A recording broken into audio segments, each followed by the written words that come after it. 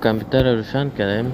حال موتر رو روشن میکنیم و کیبل وصل میکنیم در موتر و کامپیوتر. کیبلی که از کامپیوتر به موتر وصل می شود باید منظم و محکم در سرکت خود بشینه تا هنگام چک کردن کدام خطای صورت نگیره.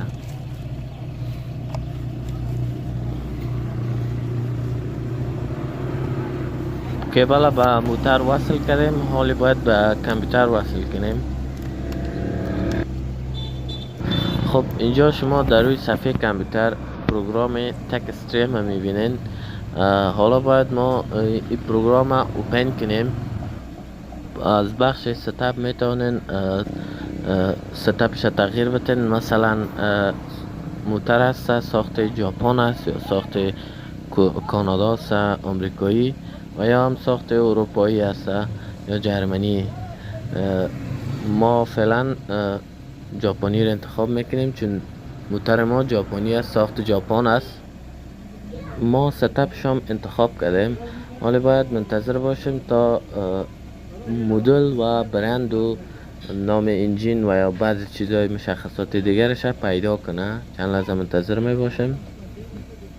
ناگفته نبانه که این پروگرام تک استریم فقط روی کمپانی تویوتا و کمپانی لکسس استفاده میتونین. بس دیگه کمپانی بی ام دبلیو یا از خود پروگرام های جدا دیگه داره.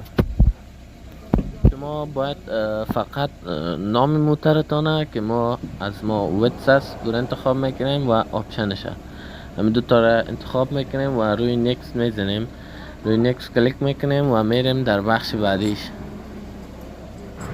اینجا داخل سیستم موتر شدیم که نوشته است بادی، انجین، ایربگ، EMPS، باتری و بعضی چیزهای دیگه و غیره.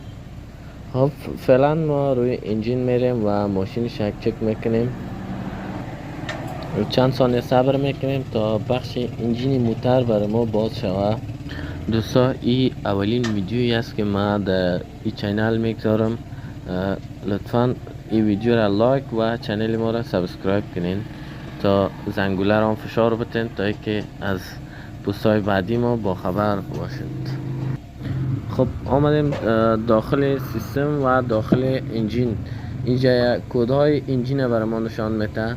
اگر شما انگلیسی بلد باشین در دیسکریپشن نوشته است. هرچی که مشکلش باشه در دیسکریپشن نوشته است و کدا رو ببینین. اینجا نوشته است برای ما یک کد آمده P0505. این کد اگر در گوگل سرچ کنیم عکسش برای ما بالا میاره. بعد از اینکه مشکل موتر رفع کردیم باید همون کدایی که در کامپیوتر میبینیم یا برای ما نشان میده یا را باید از قسمت کلیر پاک کنیم. اگر نه باز گروپ چک یا همون گروپک زرد در امپیر بکس روشن میمانه. دیگه قسمت هایش هم همون است. بخش های دیگهش مثل باتری است یا ABS است یا هر چی دیگهش که است. بعد از اینکه مشکلش رفع شد باید حتما کدش هم پاک کنیم.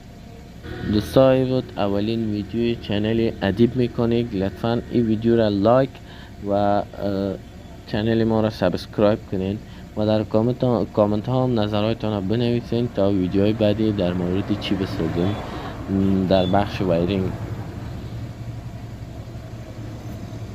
خب تا ویدیوهای بعدی الله حافظ ناصرتان.